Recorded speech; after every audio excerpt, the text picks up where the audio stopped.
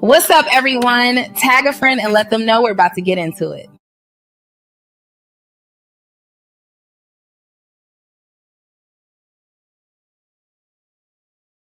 Welcome to the Speak Her Podcast with your host, Camille Essick, the podcast where innovators and creators connect. Let's get started.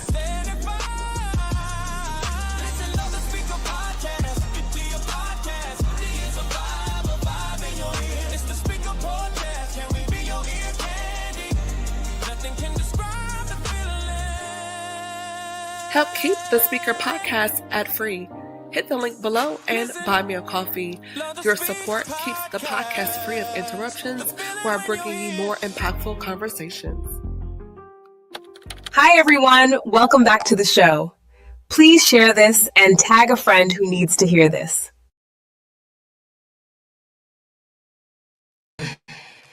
Hey, everybody. Welcome back. This is Camille Essick. I'm host of the Speaker Podcast. This is the podcast where innovators and creators connect. Be sure to hit that notification bell right now. Subscribe. We're across all streaming platforms such as iHeartRadio, Spotify, and Pandora. We have hit our first major milestone as we get closer to the end of the year. We're now over 10,000 downloads, and we're tracking towards 11,000 downloads. I'm super excited about that. And I've got lots of things coming up for the month of November. If you haven't heard, Heart and Soul is coming back next month. We're going to continue the discussion with our men, Black men, mental health and relationships, and that is a conversation you don't want to miss. We're going to jump right in without further ado. She has some sprinkles put on since last time she was here. The Dr. Charity Rowe Marshall. Clap it up, clap it up, clap it up. She is here, y'all. I'm so excited. Thank you for joining us. Thank you for having me. Had to give her some applause. Okay. Listen, I'll take it. I will take it. Yes. So how's everything going? Catch us up. Graduation, family, what's new your way?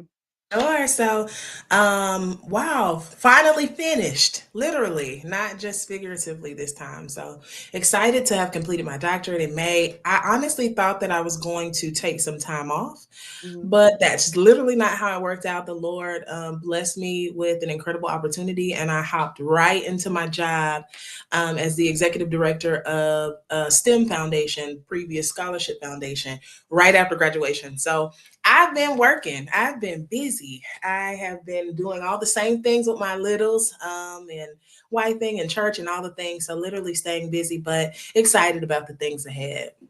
I'm so excited to have you here. We are ripping the Band-Aid off tonight, and I cannot wait to sit down and chat with you. One of the things I want to get into as far as this conversation, for those that you don't know, we are discussing marriage, dating, and relationships. And that's why Dr. Charity is here, because she just has an amazing perspective. And if you did not catch, initially I had her and her husband here, and I was like, oh, I got to have her back because we got to have girl talk. Yes. We love the hubby, brother in love, but sis, Right. we need you to pull up. No worries. Glad to be. One of the things I want to hop into is how it really begins with you, meaning as a single woman, a lot of women, I've heard even some of my homegirls say that they don't want to start things, they don't want to do things until they get married. But life does not start when you're just getting married. Like defining a rival and how your value doesn't just begin at saying I do. Sure. So unfortunate myth, right, in our community, very specifically in the church. I grew up in a denomination that almost idolized marriage, not because it is a wonderful thing. Don't get me wrong. It is a wonderful thing, but it made it to where a woman's identity was solely tied to that goal. There wasn't a lot of emphasis on identity finding, on being secure in who you were, self-worth, detached from don't do the things that's gonna send you to hell. Because I grew up holiness Pentecostal. So there wasn't a lot of investment on who do you want to be, not even just outside of marriage, but outside of anything. who do you want to be as a person in the world? What mark do you want to make in the world? What story do you want your life to be able to tell once you're gone? I didn't see a lot of that. We didn't have a lot of that. And so I too fell into the category of women that made it a fairy tale, right? That was the ultimate goal. I could not wait. Because of how I was raised, I couldn't even go to prom, right? So it was like a major emphasis on, I cannot wait until I get married, until that is like the pinnacle, right? So much so that there were things about myself, about who I would grow to be, who I would love to be, who I have become, that I wish I would have invested the time to discover way before I met my husband. We come into this idea often that marriage makes us whole.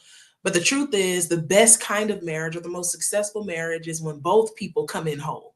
And it's not broken fragments. And sometimes as women, especially if you come from certain trauma narratives, you don't realize that when you carry those pieces into your whole space, it's doing nothing but ripping it apart and breaking crevices and opening up spaces really for the enemy to come in and divide. And so I think that I wish back then I would have been able to beckon, but here I am now saying it is so important to live and to discover who you are, what you want, before you're attached to anything. I love my children, and I know we'll get into motherhood later, but there were so many things that I didn't realize, that you don't just give up sleep. We kind of anticipate that, or you'll invest a different level of time. But there was a mental capacity and emotional capacity that I wish I would have really just refined very differently before I was spread in so many other places, working and being a wife and being a mom, and then even trying to become the person that the Lord wants me to be as well. I wish even I would have put that first, in my younger years, before I attached the mantles and assignment of my husband, of my children to my life.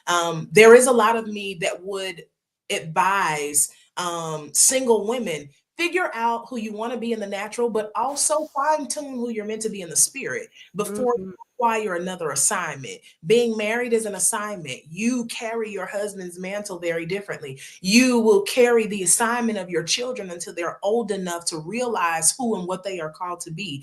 If you are not secure in who you are, in the assignment that the Lord has placed you on the earth, what you'll find is that those lines will begin to blur, and you'll find yourself in multiple mini identity crisis, right? Every Whoa, you're saying a lot. Wait a minute.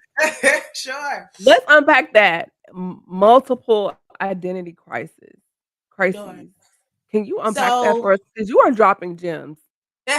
Listen, we just talking. Yes. When I went to college, and I'm just using this in a very basic sense, I went because in my mind, I was a first generation college student on both ends. The goal was to make money. How can I make the most money? So I wanted to choose the profession, not even knowing if I actually, I had an idea, but not fully, I just knew I wanted to make the most money. And so I went to school at the best Florida A&M University, shameless plug. And I went for business. I knew I wanted to do something business savvy, but I allowed myself to kind of be talked into the world of accounting, right? If you're going to go into business, these pillar points that, as they would say, will make sure that you make the kind of money you want to make. But I didn't realize that I was called to people. And so post-college, when I sat in a cubicle crunching numbers, miserable, having spent money in a degree that I then said, I hate this. But it was the fact that I had not invested enough time to say, I am an introvert, but the Lord has called me into extroverted spaces. And so if I am not engaging in the personhood and the identity and the character that the Lord has called me to be, I find myself in this mini crisis, right? Because now I have finished a degree, although I didn't get my degree in accounting. I minored or attempted to minor in accounting. I was trying to head towards a path that would have led me to a life unfulfilled, because I thought that the goal should have been money. The goal should have never been money. What I realized is that it was the intangibles that I needed to invest in order to manifest the tangibles. I need to know I'm not just good at administration and organization. I don't just speak well, but I'm meant to speak to a specific audience. And if I would have known that coming into degree seeking programs, right, I may have chosen, I love, SBI, so I'm a diehard for the business school at FAM. But at the end of the day, the way that I tried to come into even the degree, I would have done differently. And so I use that as an example to say, I ended up in a mini crisis. Like, man, I have this degree and now what do I want to do with it? Because it's not even the thing that satisfies me. I don't even feel passionate about this. And I've done it for another cause that has nothing to do with what the Lord was causing me to do. And so it was the same thing. I found myself in relationships at times, trying to fulfill the look, right? Getting what felt like the perfect person with the perfect narrative, and really saying, but am I called to this space? And then when I found myself in spaces that I wasn't called to, now I'm dealing with the chaos of a space that I was never meant to be in. Wow. And that's when I saw those many identity crises come along, like, yeah, because you're hitting the wall of who you are versus who you're meant to be and the journey in between.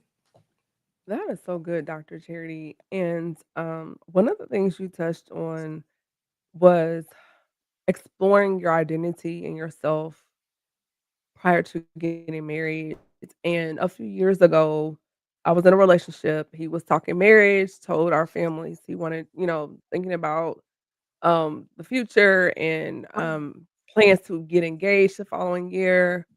But um I didn't realize I had other levels to me. Mhm. And not that he was a terrible person, and there were some other things too, but the relationship came to an end, and thank God that it did because I would have made, how can I say this? He would have became a lifetime person when he was only meant to be seasonal.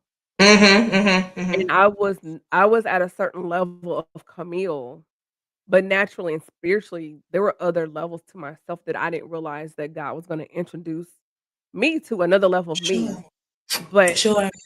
he did not have the capacity for Mhm, that. And so for you to say that, I think that's so true. When I look at myself, who I was 10 years ago compared to now, totally different person.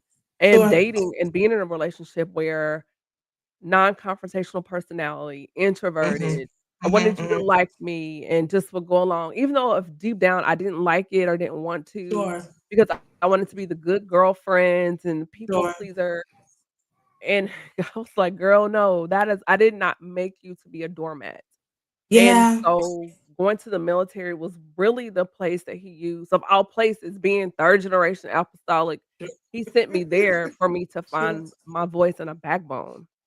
And sure. so when I came out and who I am today, totally different person.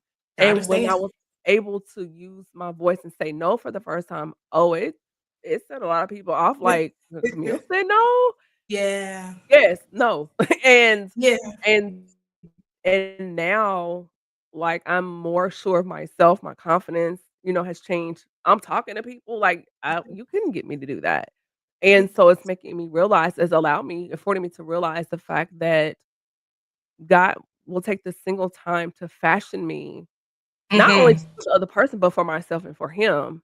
So Absolutely. I can be an asset and not a liability to the person that he has for me in the future. And also because whoever that person is, he's living on a different level. And so it's not Right. that we're low, but to sustain and function in his world so you don't feel like, why am I here? Why did he choose me? Sure, All these questions where sure. you can walk into self-sabotage where you're comfortable, you're confident, and you know who you are, and you can thrive in his world and vice versa. Right. I think some verbiage that you use was really important that came for me later. But if I Mhm. would advise is to be sooner, the asset and the liability piece with people also works vertically, right? The Lord has established you for a set call. You are meant to be an asset, but you have to think, are my insecurities a liability? Are my holes a liability? Are the things that I will do to appease certain people, do they become a liability for my calling? Our ultimate, even in marriage, we don't consider that marriage has a mantle. And so Mm. sometimes we think that it's all about the emotional or the romantic side of marriage, and that's beautiful, sure. But at the end of the day, there's an assignment attached to the people that we connect to, not even just marriage, but the truth of the matter is, even on your way to marriage, having the right kind of friends, having the right kind of circle is important. Who will uphold your assignment? Who will pray not just for you, but also pray for your marriage? Who will cover your family in the coming seasons? And how you attach yourself to people and things matters, and not just in the sense of personality likeness. While that does play a part, the truth of the matter is there were people that I considered my good friends that the Lord knew didn't need to be a part of the chapter of my life where I became a mother and a wife. Yeah, right. So a mother and a wife, let alone, sure, they could pray me through. We could talk on the phone all day, but there were Mhm. some other things. And that's why, me and my cousin, we speak a lot. She's on about how intense it is to really dive into that verbiage where the Lord wants us to come into the mysteries of his heart. Because the truth is, the mysteries of God's heart usually shine a light on the mysteries of our own, the things Mhm. about ourselves that we are not privy or aware to yet. It's at the appointed time that the Lord will reveal certain things to us. And so you talked about even being at certain levels now. The person who I am now, it's not that I never had a clue was coming, but I never knew what some of the journey would entail. And the truth is, I could have avoided some pit stops and some pit holes and some all of the things had I really found myself in a surrendered and a postured place before the Lord, not just to know him, but asking him to show me me. That's so good. That is so good. And even in that, Dr. Charity, first of all, if y'all are enjoying this conversation, be sure to tag a friend, share a like. We're having a really good conversation. One of the things I want to ask you as we dig deeper into this conversation, stewarding this season emotionally, spiritually, even from a creative standpoint. And we're talking about the levels of ourselves because at that time in my life, I was not podcasting. I had my lash brand, but I was so, behind the curtain, and I Sure. was living a life from a shrunken state, and fast forward, ironically, after the relationship ended, God had me to pivot and go into digital media with podcasting, and boom, and here we are, and, um, the desire to continue my education from one point being an undergrad college dropout to now I'm a first year PhD student, Yes, but congrats. thank you. You're one of the people that I just, look up to, like, "Man, she's awesome." And but the person I was with did not encourage or desire some of those things. And so again, although the relationship ended, I'm thankful for the fact that it did, but I Yes. also learned of the importance. We think about being unequally yoked is just a spiritual thing, but also it ties into other areas of your life.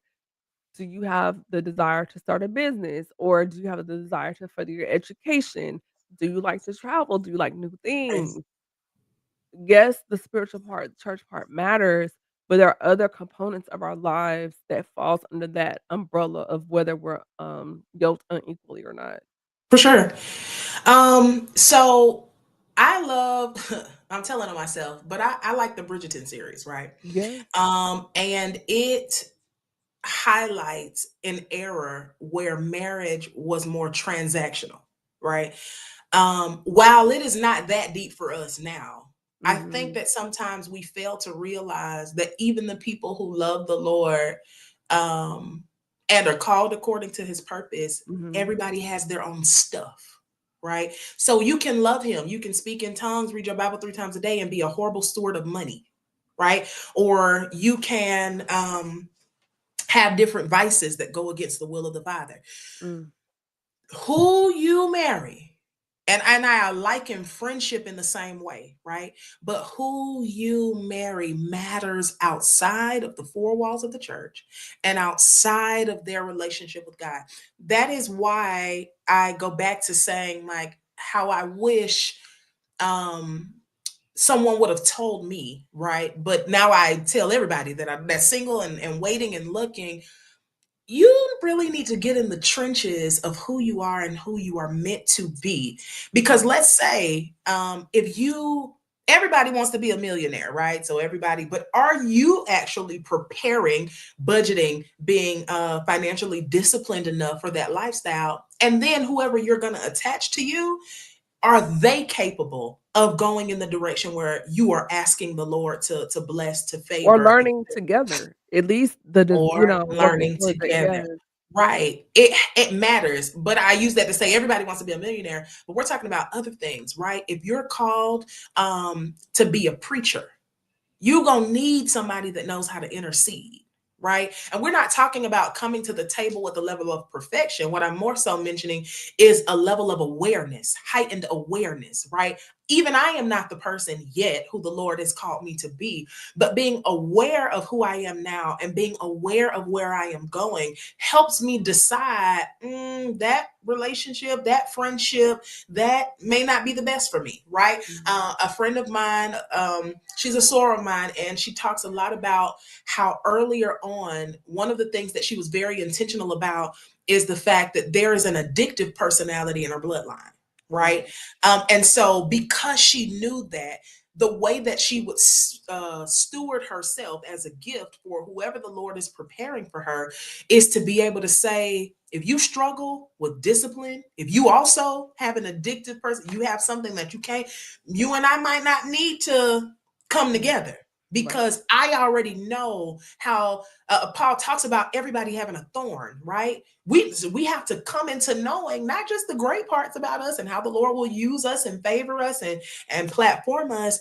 How is the enemy about to set you up? What's in your bloodline? What is in your innate DNA, the part of your flesh that even you are going to have to kill daily? And being able to steward that knowledge, that's what I'm saying, like stewardship, not just over tangibles, but over the intangibles, becoming more aware of your gifts, your graces, but also your kryptonites, the The things that will slip you kryptonite. up, The the people kryptonite. Yes. that will slip you up. There are some friendships before I met my husband, we not even entertaining, because I already know I will be in a sunken place with you, and choosing to avoid some of those things because of that heightened level of awareness, I think is top tier stewardship in singleness, right? Coming to a place where it's not just about all the good that but the parts of me that the Lord is still refining, and giving him the space to continue to refine those things before he calls you into a present season. Dr. Charity, you are unloading the clip and I love it. One of the things you said, you were talking about friend circles, and one of the things I've noticed in this season of my life, we reside in a place of transition, and as you get closer to crossing over into the next chapter of your life, there are some ruffling of feathers, and I've noticed in the season there have been people falling off, Honey. and we prayed that prayer, and it's so crazy in the last 6 weeks, and I've prayed it before, but in my prayer time, in my devotion time, in that quiet time, I was like, God, if there's anybody around me that doesn't mean me well, Be not good, careful, because he will. I prayed the prayer again, and I was like, for the next season, the blessing, people there that don't mean me, wish me well, harm, like went down the list. And within 2 days, like, Honey. what? Honey. It's a Christmas, real thing. So man, I'm just like, I feel like Survivor, and I'm the last person standing on the island. When I say listen. he's been clearing the room, and I'm like, "Them cheese? Like, come Yeah, on." yeah, yeah. He The he's truth like, of the "Them matter. 2, they gotta go." And I'm like, "Man." But and then he's like, "But you prayed it." Right. You asked. You did And here ask. we are. Right. I would love to encourage you otherwise, but the truth of the matter is it gets worse, right? I was told before I married my husband, you need to brace yourself for impact, because getting married and then becoming a mother will show you, not tell you, but show you who is meant for you and who isn't. And you will see relationships fall. Just pray for the Lord to replenish. Now, I didn't understand that advice prior to us getting married. Because in my mind, a lot of the spaces or the friendships that I had were solid. Mhm. I am not, people often have me, and I should be a little embarrassed to say this, but I am not. People often have my personality confused. I am actually very much an introvert. I like to really be by myself in the house. People think because when they engage with me, I'm so, whatever. And that's really not true. I said that to say that means that a lot of my friends were long-term friends. We had been friends for a while. I think at the point that I got married, I only had one newer friend, and she still had been around for at least a year or two. And literally within 30 days, 30 or 60 days post wedding, I had lost 3 friends. And Wait, prior to wait. You lost 3 friends? lost, and you know, I was so, mind you, somebody did tell me to brace for impact. I could not have imagined like these people, I'm talking about 10-year, 15-year, 20-year friendships falling by the wayside at the transition of a season for me.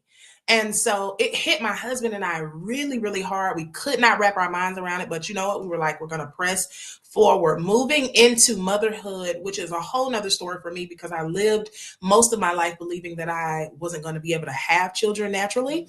And so when I got pregnant, it was really like, whoa, we're going to incubate a little bit because we didn't know that this miracle was going to be possible. And I entertained some difficulties on the front end of my first pregnancy. Right. But by the time, fast forward, I had my daughter, more friends, 2 specifically. And so I watched my little mini micro circle that had to be maybe only like 7 people or 8 people literally cut in half within it because I got married and then that following year I got pregnant. Just dissolve. And the harder thing for me was that a lot of them fell without closure. And so I struggle with the Lord. Like, what is happening? Because you would Yeah. think, especially as a single woman, sometimes when you're amongst single women, everybody's like, oh, we can't wait for you to da da da da da. And everybody's talking about the celebratory nature of the sisterhood or the space prior Mhm. to the blessing. But once the blessing arrives, sometimes it does become a difficult transition to carry certain friendships into the next space. And so I said all that to say, while I was grieved for a season, what I realized on the back end is that when the Lord says He will not leave you lack concerning His promises, He means it. And so, if whoever leaves or when whoever leaves, deal with it, grieve it, which is important too. But who the Lord sent, honestly, we didn't skip a beat. I came into adult friendships, some of my adult friendships, and not many, 1 or 2, but it made it to where I realized, you know what, Lord, you are still looking out for me. You are still covering me. And so I said all that to say, as a single woman, also being able to vet the friends that you're going to be able to carry into your next space. Is your homegirl secretly struggling with jealousy? Is your good girl secretly struggling with envy? When you get your blessing, are they behind the scenes? You pick up on a little, like something a little strange. Now, when Ked and I got engaged with one of my friends, I said, she's acting a little weird. Like, I don't know. It's like she is not wanting to come around anymore. And, but all of that came out later, that everybody cannot handle, when the Lord chooses to bless you or the timing in which the Lord chooses to bless you. And so, I think being able to vet your friendships, and I'm going to plug this right here. I know this isn't a friendship episode, Come but on, let's go. a sorority sister of mine, when she found out that I got engaged, and I will forever, I don't know if I ever doubled back to her. And so I'm going to send her this so she knows that I am talking about her. But she sent me this almost like open journal that she wrote post her wedding to new brides. Like, hey, here are 10 things that I learned. You might want to grab a hold of these. And one of the things that she talked about is not using the longevity of friendships to determine the proximity of the friendship in your married season. That right And there, yes, wait, because yes, I went through that this past month, and it hurt, but I had to learn you gotta know when to pull back, and holding on to people just because I've known you for 20 years, 25 years, and being loyal because, well, I've just known them for so long, but the character, the integrity, There you and go. I've learned, especially being at where I go and I go to church, Yeah. um, being under that type of leadership, it makes you really revisit integrity and character under the microscope like a petri dish, and Sure, it sure, really sure. and I'm looking at things differently now versus before joining 3 years ago, and I'm like, "Wait, wait a minute," Yeah. blew my spot up because I thought, like, I knew, but when you see it at that level, it's like, "Oh, wait, I never thought about I didn't read the fine print, wait," Sure. and I didn't read the terms and Sure. conditions, and to see it now, fast forward, that Yeah. word "friend," I'm Yeah. not so quick to throw it around, Right, right. and Well, and the other thing is about one thing that so I'm a super accountable person, right? I don't yes. struggle with accountability. So when things end or things don't go the way that I anticipate that they should, I always take a moment to say, what could I have done better? Or what was it about Right. me? And one thing that I have realized is that at the failure of a thing, there's an opportunity for a mirror. And what I realized is that just like in relationships, also in friendships, you'll see red flags, you'll ignore them, right? Mhm. Or you will realize, or I've had moments where I've had to think to myself, why was I even that type of friend?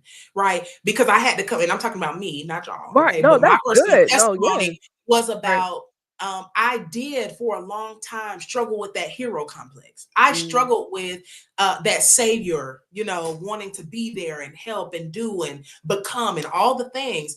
But those holes within us also manipulate the relational space that we have with people. And so it could have been that the Lord intended for the friendship to go one way, but by the time I put my hand where I should not have, or I put my heart where I should not have, or I did not allow the Lord to come and intervene, but I came with the solution. Then I have disrupted the intent of the space. And so, all that to the same point to say about character and integrity, there were things that I had to turn around at myself and look at and say, hey, we need to fix that. Now, don't necessarily struggle with some things, but also it is a struggle to not be able to identify certain traits in other people. Why are you ignoring people who struggle with pride? Charity, I had to ask why are you,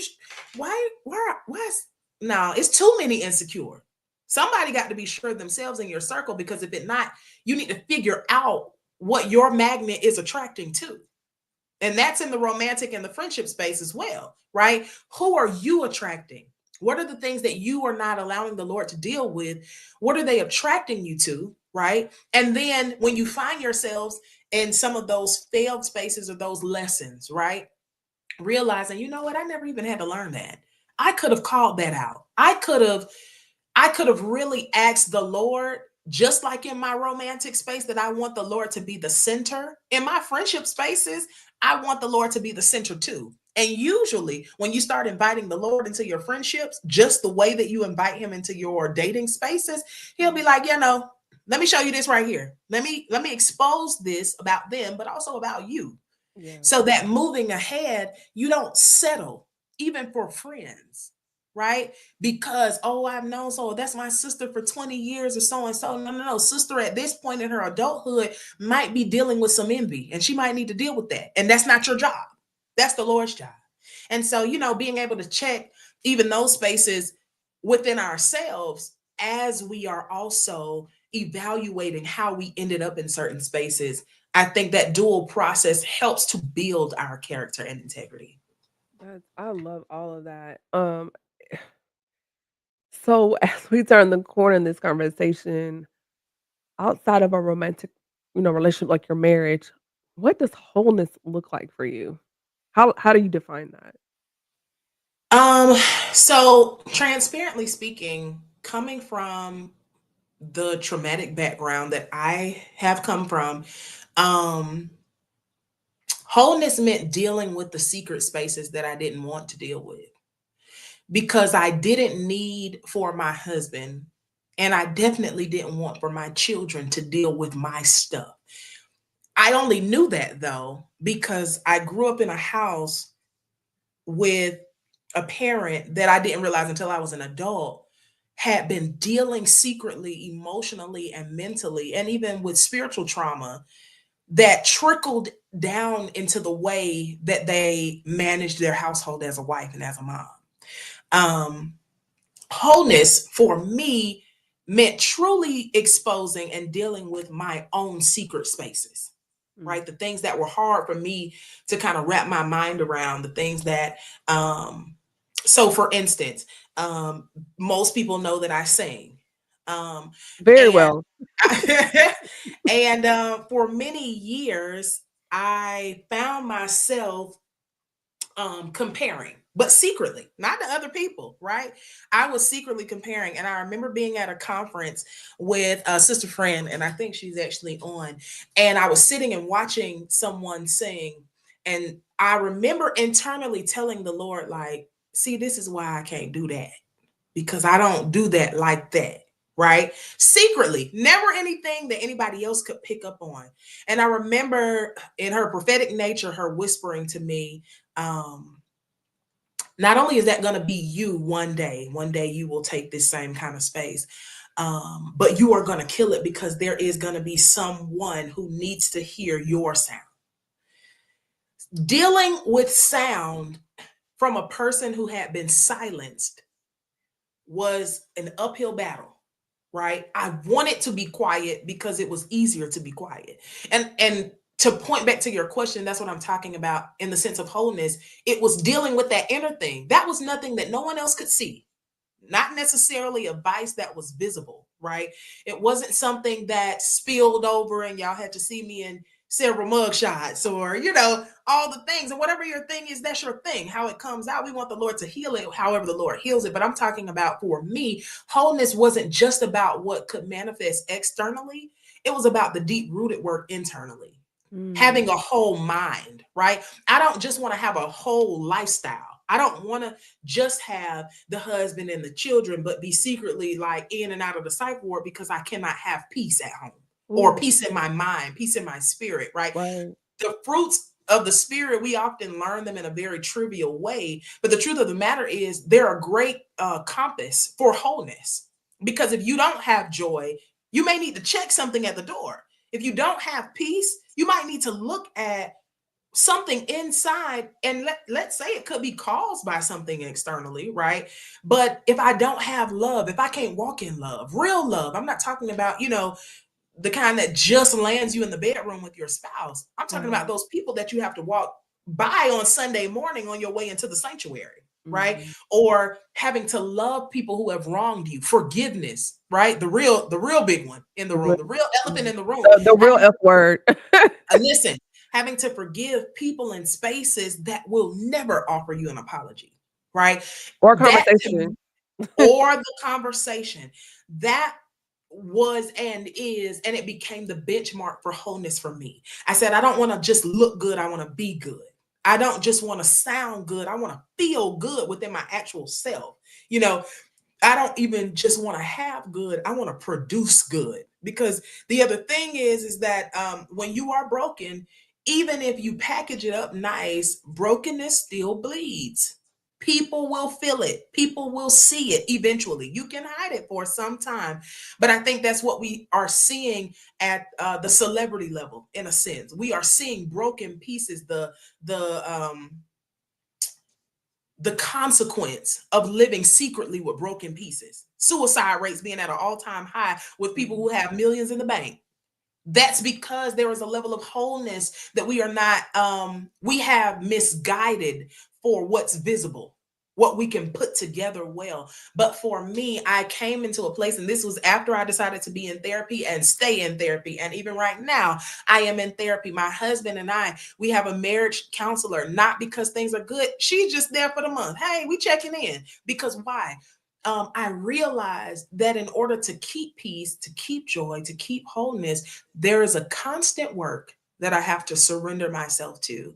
And that's not just interceding before the Lord, but also putting my own hands to the plow, letting certain things when they arise, right? Not fester. Hey, Lord, I realize I'm dealing with this. I had something come up recently, and I literally told my cousin, I said, I can't believe that I am still dealing with that. I thought that I was over it. I Right? just had that conversation with God. Oh my gosh. I just had that conversation with God within the last 48 hours. Like, And you then he think will you're good show. and it's a residue. And I'm like, Lord, why won't you take this? Like, take Yeah. it. I don't want it. Something will come up and trigger it. And it was just I learned, one of my fathers in the gospel, he used to say, God is not gonna platform you for you to fall through your own pit holes. Okay. So like he will keep showing you a thing until it's really dealt with. You will think that you've swept it under the rug well, but until you allow the Lord to literally uproot some stuff, he'll keep bringing it back. And my point is saying that even in the conversation of wholeness, again, is about that constant work. Lord, always creating me a clean heart, renew the right spirit in me. Don't cast me away from your presence. But the truth is, I never want you to take your spirit from me, right? That is a constant prayer for me because it is your spirit that will reveal certain things about who I am, what I'm thinking, what I'm feeling, that even I won't want to audibly ever say out loud. It is the Lord, the Holy Spirit, not just meant there to be a comforter, but a counselor, right? To help you walk through some things. And I think we have to realize that wholeness is not a destination, just like life. It is a journey. It is something that I every day have to wake up and say, Lord, you know what? Show me the mysteries of my own heart. As you reveal the mysteries of your heart, Lord, show me, show me my heart, because there are things that didn't even come up. I'm talking about, I must have buried them for way below 6 feet under, because as they would come up, I would say to myself, like, I didn't even realize that I was dealing with that. Lord, like, where did that even come from? And he will show you. And as you continue to posture yourself before him and really lay before him honestly, I don't have pity pat conversation with the Lord, right? There are days I'm like, yo, G, what's up? Because I want to be honest enough with the person who already knows anyway. It is not that he doesn't know, it's the fact that I need to know. He needs to show me. And so in order for him to do that, I have to engage in a level of transparency so that every time I feel broken, he can put me right back together again. I love it. One of the things Dr. Charity in this season, he it's like he wants another level of transparency with him and honesty where, church prayer, that's cute. To say this aloud. So, a couple months ago in prayer, and I talked to God like I talked to you. We pray. Of course, we can go off into the clouds, but it starts out here. Yeah. And while we're in the clouds, but it was like this, but we're in the clouds. And in that moment, he was like, be honest with me. He was like, you're mad at me Wow. because of what I allowed to happen. Because of what happened, you're mad at me because I allowed it. And when he said it, I was like, he was like, be honest. Sure. Like, this is not a trick question. I'm not afraid of your humanity. Just lay it on the table. You're still mad at me because of what I allowed. And when I said admitted my anger, like something broke. And it Yeah. was waiting on me to admit I was beefing with him because Right. you let this and this and this and like you Yeah. but that raw honesty Yes, it will. was It'll so get you there. freeing It'll get you because it there. was like, now we can get to work. Cause like, little girl, you've been hot at me all the time, and I knew you were mad at me, Yeah. and you still got some heat in your chest about certain things because I'm letting some things kind of fall where they are. But let's Sure. be honest, and that honesty has honestly, taken my prayer life to another level of autonomy, my Mhm. worship to another level of autonomy, because I'm not holding this secret, like but he Yeah. knew, but Right. he wanted me to confess that Yeah. out of my mouth on my own recognizing. Yeah. No, I understand. Our denominations did not do the best job at allowing us to express a level of emotion with God. Mm-mm. The truth is, it wasn't until seminary that I came into the knowledge that God can handle my sadness. God can handle my disappointment. God Mm. can handle my anger. And so, since He knows it's there anyway, why not give it to Him? You know, and I think even as it pertains to wholeness, right, and stewarding yourself in a season, it behooves us to get honest with God. Yeah. Because it is at that point that He will say, now let me show you why. Let me show you where. Let me show you how this is coming back together, right? We believe all things are working together for the good. Sometimes I think we mistake that into believing that all good is only good as God. No, no, no. Sometimes He will allow a little heartbreak. Sometimes He will allow a lot of headaches. Sometimes He will allow certain levels of disruptions, right? We call them, or we believe that they are divine disruptions. Being able to believe that the Lord would cause a rift in the road most of the time is to get our attention, or to point our attention or our focus to a new level or to a new place, and being able to change our perspective and being able to say, I'm upset and I am disappointed in this outcome. But the truth of the matter is, what it reveals is that there was still a lack of trust in your goodness. Because the real reason why I would ever be disappointed in something that you take away, believing that what you have for me is better, is because I thought it was best.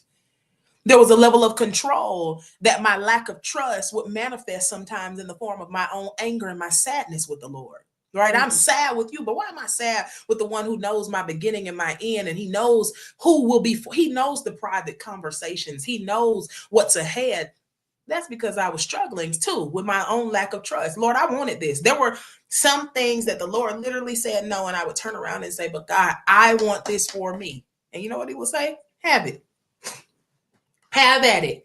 And when the cookie crumbles, the great thing about Him as a lover and as a friend is that even amongst sometimes the disappointments or the frustrations of free will or God's will, He's still there ready. He's ready to give new instructions, new directions, new dimensions to His love and the depth of your relationship, with the intent of bringing you right back into the fold.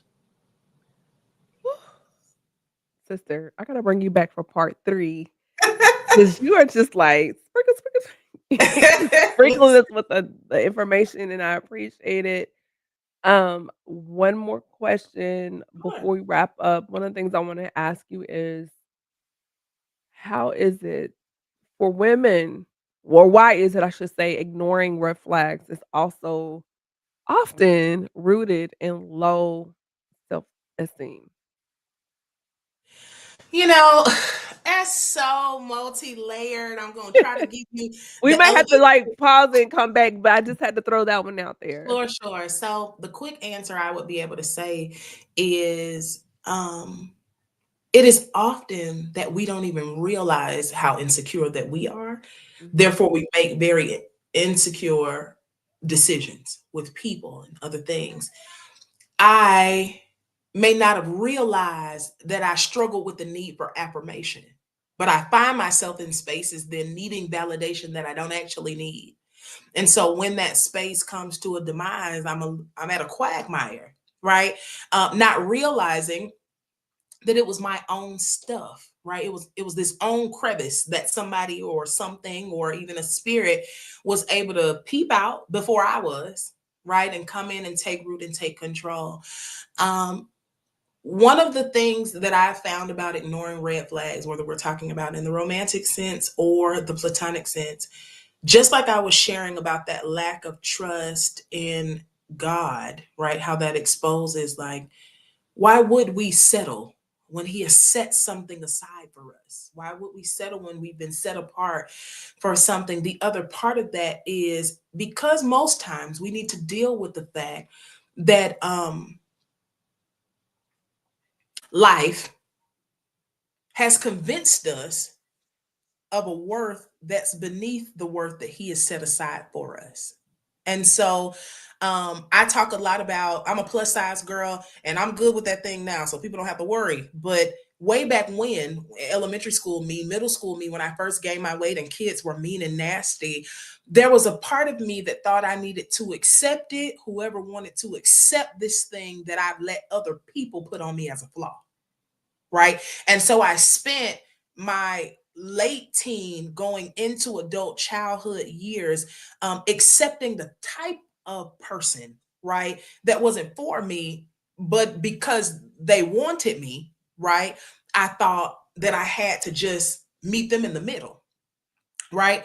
Um, I had to come into realizing, one, that's something that other people put on you. You don't take that, right? And that's just in the short version that took time. But the other side of that was like, hey, if he's preparing a table for me in the presence of my enemies, he's also preparing a person for me in the place of my destiny.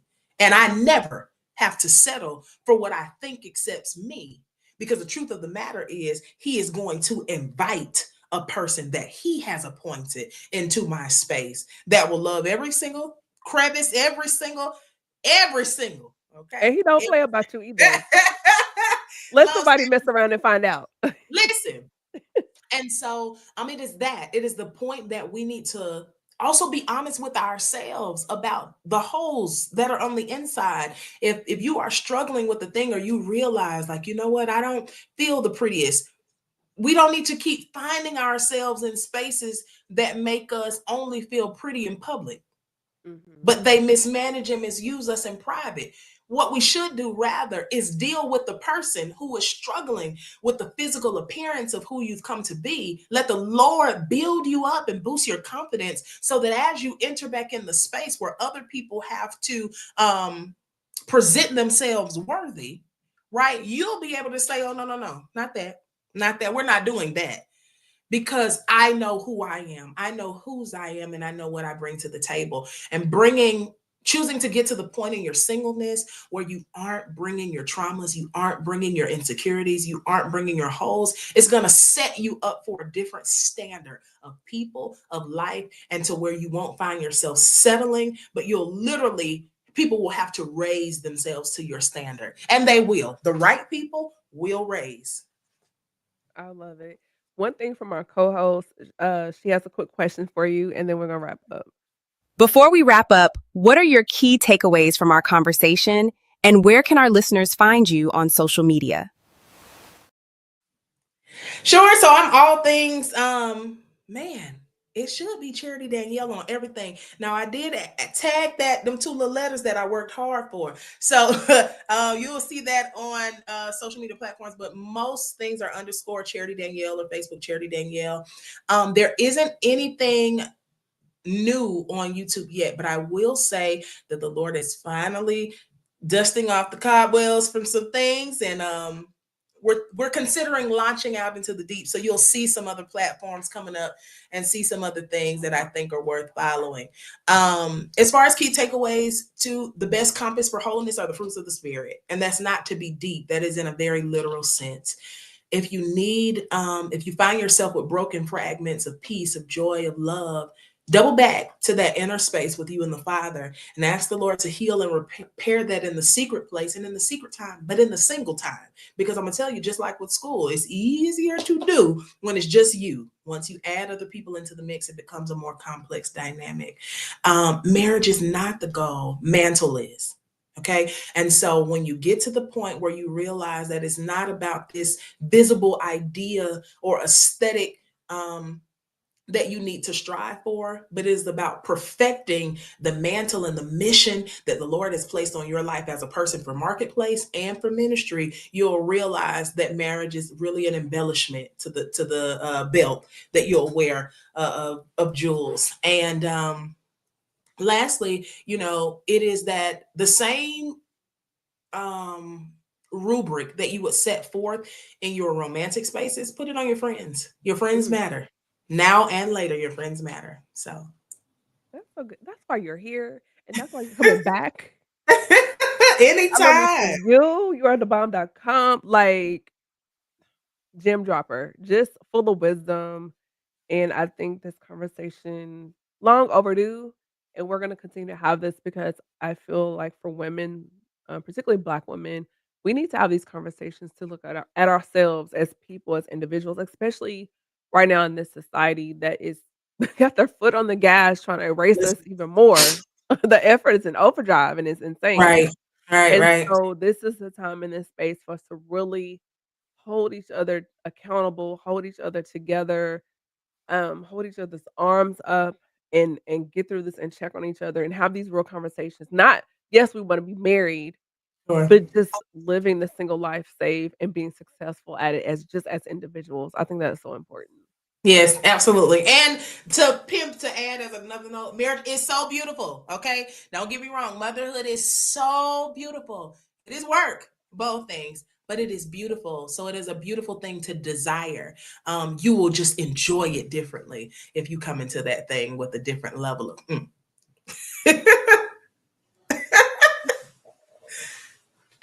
We're gonna keep it right there. We're gonna put a pin Okay. in it because I like that. Thank you again. I hope everyone got something from this conversation. Be sure to hit that notification bell, subscribe, follow me across all streaming platforms. I'm on Facebook, YouTube, Instagram, and I would love to hear from you. You can send me an email at thespeakerpodcast@gmail.com. With that being said, thank you, Dr. Charity. Y'all be blessed. Have a safe weekend. Thank you again to my guests, and also thank you for joining us on this episode of the Speaker Podcast. If you were late catching the conversation, no worries. Slide over to my YouTube channel and catch the replay. Be sure to hit that notification bell and subscribe, and I'll catch you on the next episode. Help keep the Speaker Podcast ad-free. Hit the link below and buy me a coffee.